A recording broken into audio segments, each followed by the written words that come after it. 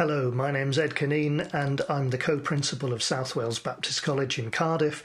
I'm also a member of Ararat Baptist Church in North Cardiff, and the church has asked me to record 3 short videos to accompany the current sermon series, where we're looking at 3 of Paul's letters written by him when he was in prison. And these are Philippians, which we looked at last time, and Philemon, which we will look at next time.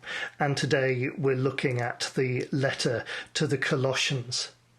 And it is interesting to think that were Paul not in prison, perhaps he would never have written these letters. Perhaps we would never have had these incredible insights, not only into his faith, but into the faith that has shaped the history of the world as we know it. And who knows that for us during this lockdown period, when we have been forced to stay in our homes, maybe there will be things that will continue to shape our lives to the good, just as there was for Paul. So where was Paul in prison when he was writing this letter? Well, it's a debated issue because we only know about 2 locations from Acts when Paul was in prison for any length of time. Here you can see a yellow arrow pointing to Colossae, but here we know, according to Acts at least, that Paul was in Rome, in prison, toward the end of his life, and toward the start of his ministry, he was in prison in Caesarea. Well, Colossians was written later on, so if Paul was in prison anywhere, then it would have been in Rome. And this certainly is the traditional explanation for Paul's location of writing, just as it is for Philippians as well as Philemon. But there has been the suggestion that Paul may have been writing from Ephesus. And although we don't know that Paul was in prison there, it's certainly possible. And it seems more plausible in many ways and in many commentators' minds that Paul should have been in prison in a city that was really not that far away from Colossae, as you can see on this marvellous satellite image, about 120 miles away from Colossae. I must admit that I tend to go with the traditional version on this and think that perhaps Paul was in prison in Rome, and that's partly because of the background of Philippians, but also because of my assumptions for the letter to Philemon that we will look at next time. But nevertheless, we don't really know, and it doesn't make a huge amount of difference. But Colossae was located on a trade route in between Persia, and you can see that here, Saudi Arabia. This whole area would have been Persia, going all the way up to Ephesus here on the coast. And it was one of 3 cities that was located in a triad at the base of Mount Cadmus. And you can see, as we zoom in on this map here, that those 3 cities were Hierapolis and Laodicea and Colossae. And we've heard of Laodicea because it's one of the 7 churches that is written to in the book of Revelation. And agriculture in the Lycus Valley made it a good place for people to live, with fertile soil that was irrigated by streams that flowed down from the mountain. And I would just point out to you at the top left of this map here, we have the wonderfully named Meander River. And yes, indeed, this is where the word meander, or go in a wiggly line, this is where the word comes from the name of this river in modern-day Turkey. But by the time the gospel got to Colossae, then it was really a city in decline, and the 2 neighbouring cities of Hierapolis and Laodicea, they were much stronger and much more well-known. And it's fascinating that the well-known commentator of a number of generations ago, J.B. Lightfoot, he says in his commentary that without doubt the least important church to which any epistle of Paul is addressed is the church in Colossae. So I don't know where you live. Maybe you live in a town that has been rather eclipsed by neighbouring towns, a bit like Colossae. Well, don't worry, because the gospel, the powerful gospel that Paul describes in this letter, is also of relevance to you too. But by the time that this letter was being written in the first century, the city was described simply as a small town, and we don't know very much about it, other than it was just about destroyed by an earthquake round about AD 60 or 61. And the other two cities, they were rebuilt, and we know that by the time Revelation is written, Laodicea can be described as being rich. But as far as we know, Colossae and the Colossians never really recovered from this disaster. And you can see here some of the remains of Laodicea, and you get an impression of just what an impressive place it was, just as we saw with Philippi last time. Well, let me show you just about all that is left of Colossae. Here we go. And I'm not even sure that this sign was there during the time of Paul.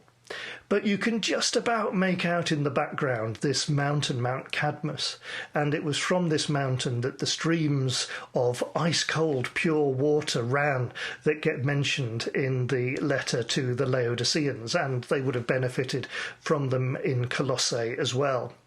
But so unimportant is this whole area now that you can see the sign that the Turkish government put up for all the passers-by to know how significant this was in the past. It's a fairly broken down sign shoved in what looks like a cave. But nevertheless, here is what Colossae looks like today. Yep, there's not a lot to show for it, is there?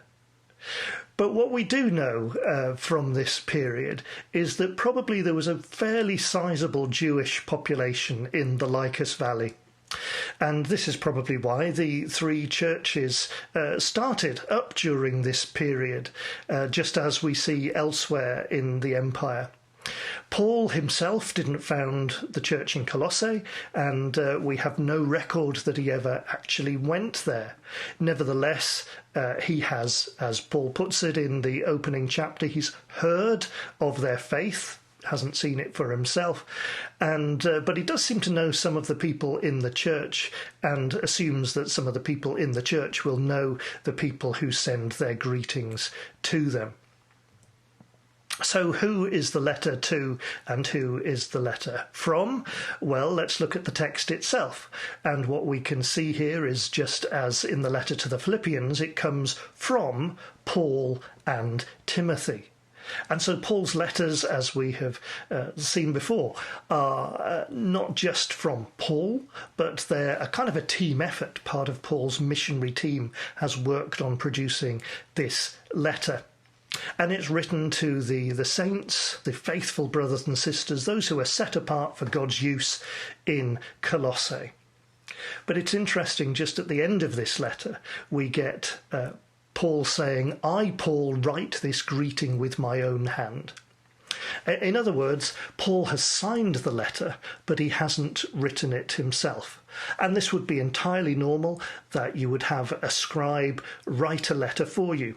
And this may explain some of the differences between Colossians and Ephesians, two letters which seem to be quite different in some ways from Paul's other letters, and this has led to debate about whether indeed Paul himself wrote the letter or these letters or not, and it's been suggested that perhaps Luke wrote the letter to the Colossians but did so in Paul's name. But at least in part, I think we can explain it on the basis of Paul using a different scribe who expressed Paul's ideas in a different way. And at the end of Paul's letter to the Galatians, we get Paul saying, "Oh, here I'm signing my name. See what big letters I use." And there are various possibilities for why Paul uses this language, but one would be that Paul actually couldn't write.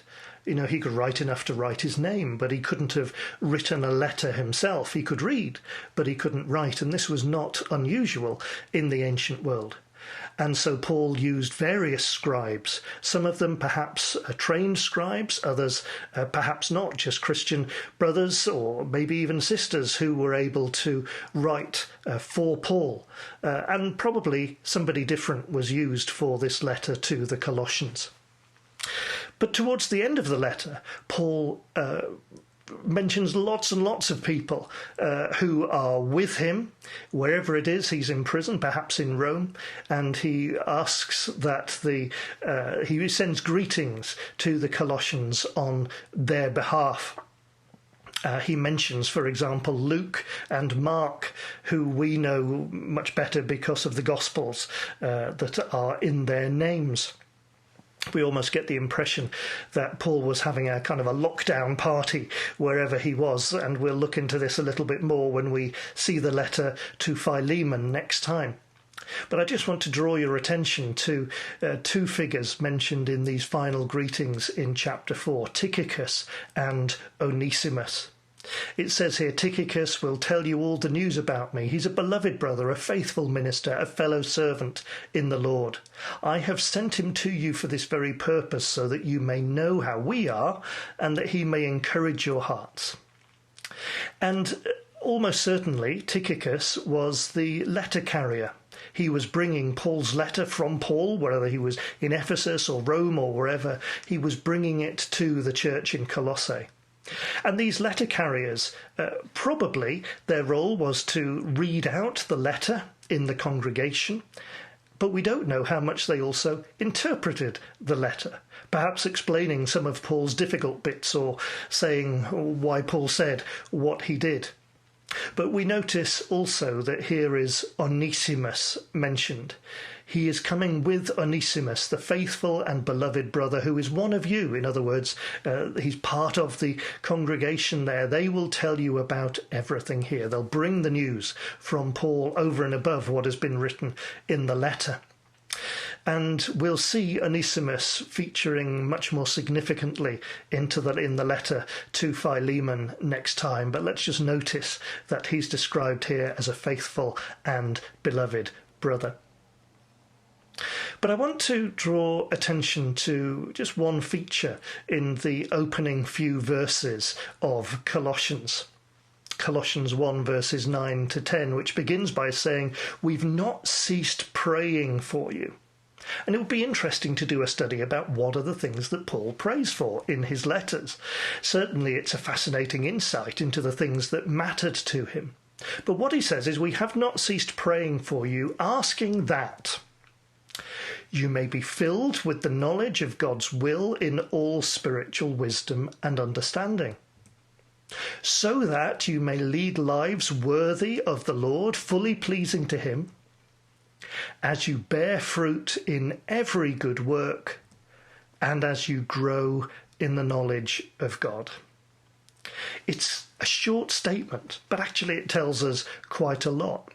Because just notice here that one of the things Paul emphasizes at the beginning is that he's praying for the Colossians to be filled with the knowledge of God. And then he says it again at the end, as you grow in the knowledge of God. And then he also says he wants them to lead worthy lives that are fully pleasing to the Lord. And then he says that you might bear fruit in every good work. In other words, Paul is really making 2 points here. He's making the point that he wants them to know God. And he makes it at the beginning, he makes it at the end of this statement. But he also wants them to live worthy lives, to do good deeds. And he says that in the centre of this statement. And I've laid it out in this way on the screen because it's what's known as a chiasmus, or a chiasm. In other words, it's a cross-shaped structure. And you can see that when we link them together. But perhaps more importantly than the clever way in which Paul is expressing this is what it is he's expressing. Because he's saying that what matters is, on the one hand, we put all our effort into knowing God. And that's to do with knowing stuff, but it's also to do with knowing the person of God through Jesus. But it's also about doing stuff, living our lives for God. And it has to be said that there are some churches that focus very much on knowing God, and people know the scriptures really well, and perhaps they spend ages in prayer, and that's good. And then there are other churches that spend all their time doing things for others, maybe caring for the poor or the homeless, and that's good. But actually, the true biblical church is one that puts those two things together. Last time, we looked at the letter to the Philippians, and we noted the way in which that letter might be heard in Philippi. Philippi, a Roman colony. In particular, how some of the language about Jesus might be heard as almost a threat to the emperor and the values of the Roman Empire. Well, I don't want to go over that again, but we see some of that also in the letter to the Colossians. So just notice how Paul describes Christ here. In him, in other words, in Christ, the whole fullness of deity dwells bodily. Now, if you remember last time, we said the emperor was, when the emperor died, was regarded as divine, and therefore the living emperor was the Son of God. Well, here we have Christ being described as the one in whom the fullness of deity dwells bodily. And what is it that Christ did? Well, he's the head over every ruler and authority, including the emperor. He disarmed the rulers and authorities, the Roman powers, and made a public example of them, triumphing over them in the cross. And we saw in the Christ hymn in Philippians chapter 2 last time that effectively it was saying the worst punishment that the Romans could throw at Christ, crucifixion, which was just a terrible punishment and used as an example for the worst of criminals. Christ's resurrection indicates that he triumphed over the worst that the Roman Empire could throw at him. And here, this letter to the Colossians is making the same point. This is about the reigning, ruling, living Christ. But I want to pick up another aspect that we see in these verses, because this is the challenge that it seems that the Christians in Colossae were facing. See to it that no one takes you captive through philosophy. Now, some Christians have misunderstood this, and they have thought that it's saying, oh, well, we shouldn't engage in philosophy. And other commentators have said, oh, well, perhaps it's talking about Greek philosophy here. If you read the passage in chapter 2, it seems much more likely that what it's talking about is some kind of response to Jewish ideas. And maybe as the Christians were going out, the Gentile Christians were going out and sharing the gospel of Jesus, well, the synagogues in this area, and we know that there were Jews in this area, maybe they were responding and trying to persuade the Christians that they should come and adopt their values, traditions, and indeed philosophies. And it looks like what the Colossians were facing was a mixture of Judaism with some kind of Greek philosophical ideas, with some kind of probably local customs. And it's a reminder of the importance of trying to stay true to the gospel as it's been passed down to us. There are so many temptations to take what we believe and kind of mix it in with the values all around us. But here in this letter, the Colossians are encouraged to know, stay firm to the gospel of Christ that has been passed on to them. And I don't want to get into the theology of this letter, because hopefully that will be picked up on in the sermons, of course. But I do just want to say that in chapter 1, we get the most amazing picture of Christ. You just got a hint of it there in chapter 2, and it's worth reading if you haven't. It's an incredibly long sentence in the Greek. But I find it fascinating that in 2 of Paul's prison letters, in Philippians and here in Colossians, we get poems or hymns to Christ. And in Acts, when Paul and Silas Silas are in prison in Philippi, what are they described as doing? Singing hymns to God. And so maybe, just maybe, we've got an idea of the sort of things that they were singing. But last time we talked about the significance of being a Roman citizen, and that was one of the major marks of identity in the Roman world. And next time we're going to talk about slavery and freedom, and that was another major mark of identity in the ancient world. So I just want to mention briefly another mark of identity that comes up in this letter, and that's the idea of gender, particularly being a woman. Because one of the challenges of the letter to the Colossians is the so-called household code, how you should run a household. And they weren't exclusive to Christians, not by any means. There are Jewish examples, there are Roman examples, there are Greek examples. But nevertheless, perhaps it's the Christian examples that leave the bitterest taste in the mouth, because they seem to be presenting a really patriarchal view of life. And frankly, they are. Wives, be subject to your husbands, as is fitting in the Lord. Husbands, love your wives and never treat them harshly.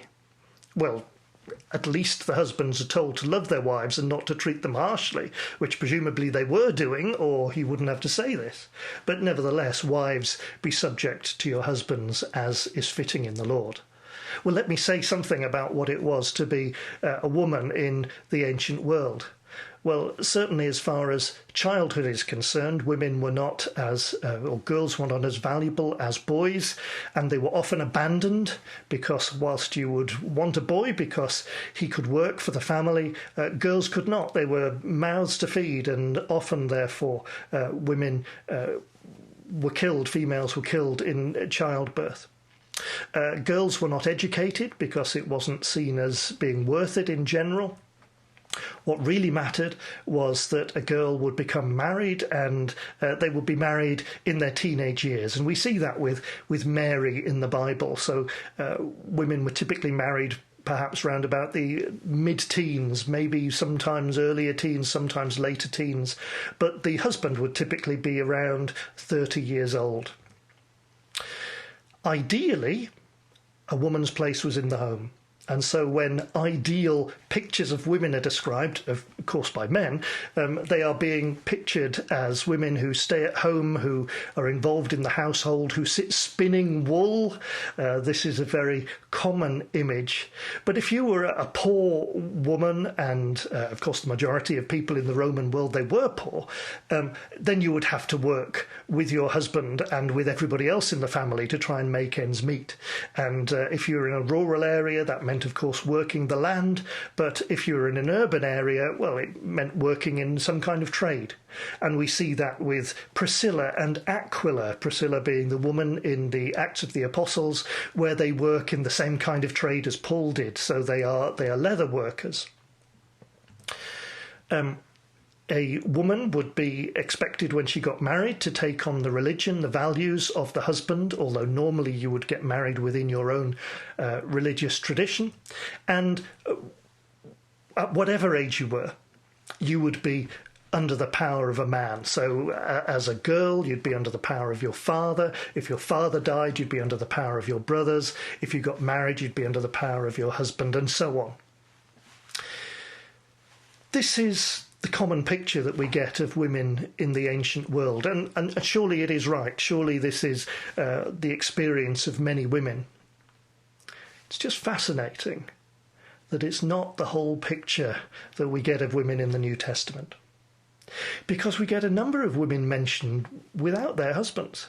So Chloe is mentioned in 1 Corinthians. Lydia is mentioned in Acts. And here in this letter, just towards the end, we get Nympha being mentioned. Give my greetings to the brothers and sisters in Laodicea and to Nympha and the church in her house. This was a church that was meeting in this woman Nympha's house.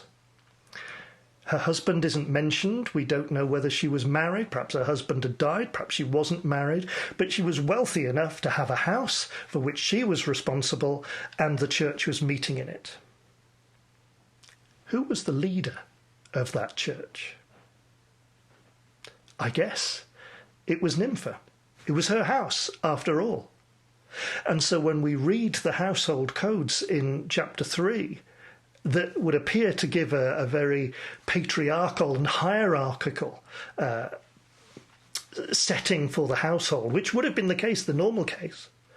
At the same time, the very next chapter, we have that being undercut with this mention of Nympha, this woman who was responsible for a church. Early Christianity, although in so many ways it embraced the values of the world around it, I mean, it had to. At the same time, it sowed the seeds of turning that world upside down. And we'll see that again next time when we look at slavery in the letter to Philemon. But I just want to finish with one footnote, almost the final words in this letter as they're described by one commentator, the Archippus factor. Because we just get this rather mysterious sentence. And say to Archippus, see that you complete the task that you have received in the Lord. We don't know who Archippus is. We don't know what the task was that he'd received in the Lord. But the whole church in Colossae is here encouraged to encourage him. Now, you can probably imagine it, but if you can't, let me tell you, it's tough being a church leader. There are as many discouragements as there are encouragements. It can be very tempting, especially on a Monday morning, to want to give up. Here we get the antidote. Hey, everybody, encourage your leaders to complete the task they've received in the Lord. And let's not just speak words of encouragement, but let's be encouraging as well.